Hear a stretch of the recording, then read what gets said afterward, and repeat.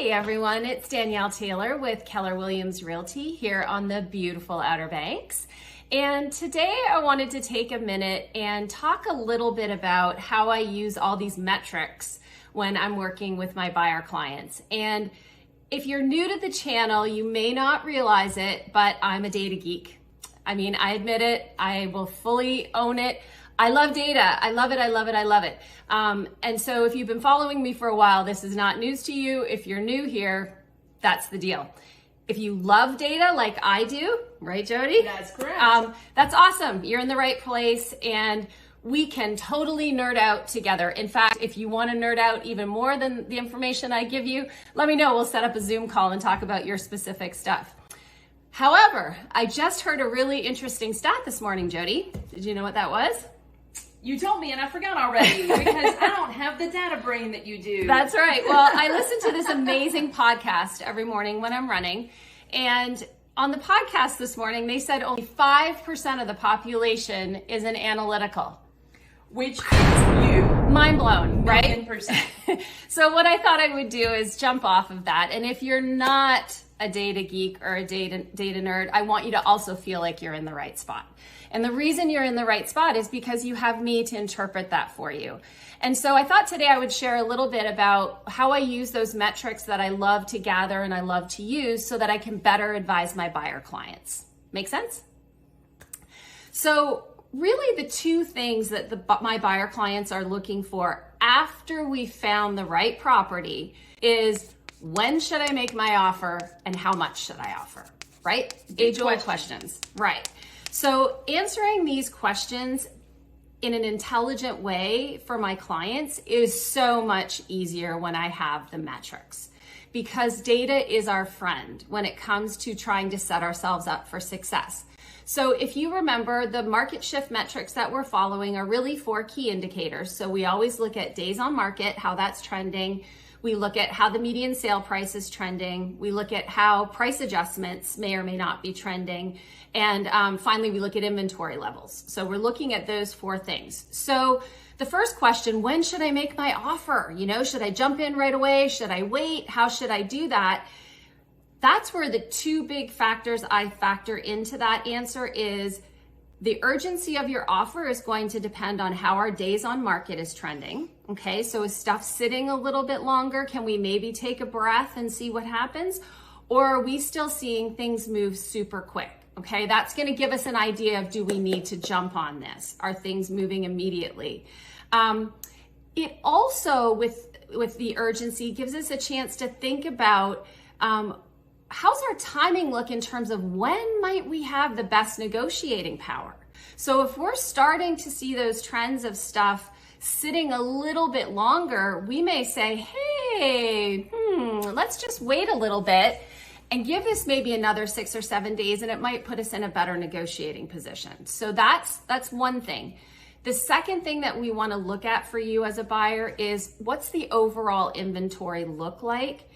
Do you have a lot of choice or are we still in a situation where we're having a struggle finding something that meets your wants and needs? So that's going to tell us if we are having that struggle still and the inventory is tight and the new listings coming on are still tight and we find something that fits, we may say, look, the urgency is now because we really want to get you into this property. Okay, so having those 2 metrics is going to give us a better chance of setting the best possible strategy for you in terms of timing. The second thing that you're going to ask me is how much should I offer? Danielle, I don't know. How much should I offer? So that's going to come down to actually pretty much all of the factors that we've just talked about with the metrics. So the first thing we're going to look at is how long are things sitting on the market? So if they're moving quickly, we're going to try to make our offer as strong as we possibly can, right? We want to get in there and get that property.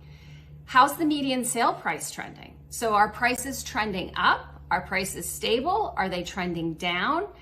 And based on the trends that we've seen over the last few months, do we expect them to go up, down, or stay the same? That's going to give us an idea of how we create the best value for you.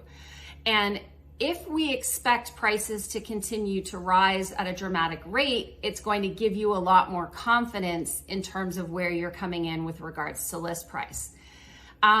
The second thing is that that, I guess that would be the third thing, the percentage of properties that are doing price reductions before they sell. Really, really, really important metric, because again, if we start seeing that more properties are needing to adjust the price, we're going to be able to interpret that most of those prices or a lot of those prices are not accurate out of the gate, and we may have a little more flexibility when we're making our offer.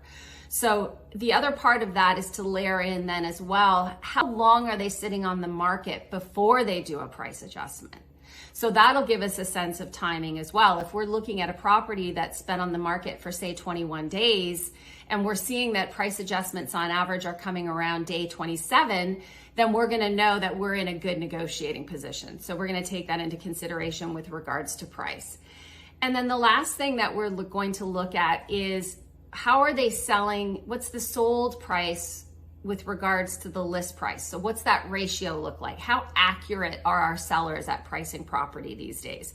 Of course, I'm gonna do a comparable market analysis for you and give you the information so that we can look at other properties. But having all of these metrics behind the scenes to layer into that competitive market analysis is gonna give us a lot more information to set you up for success. The last thing I wanna say is that it's really great for us to know this information from an overall market level, which is what you see here every month when I give you that market metrics shift update statistics. What's most important though is to take that logic and make it hyper local. So if you have fallen in love with some neighborhood in Corolla, or you have fallen in love with something in Nags Head, we have to take that data and drill that down directly to your neighborhood so that we can give you the best possible strategy so that you can get the home that you want, that fits you the best at the best possible price at the best possible time. So hopefully that explains a little bit about why I geek out so much about data. And if you have any questions, as always, please feel free to reach out to us. Also, don't forget to subscribe to our channel and make sure you register to get our monthly newsletter. That's a great way for you to stay up to date on the market and also just general stuff. We always have some really interesting articles about things happening around the Outer Banks. So I hope you have a great day. And again, if you have any questions, don't forget Sandbar Living.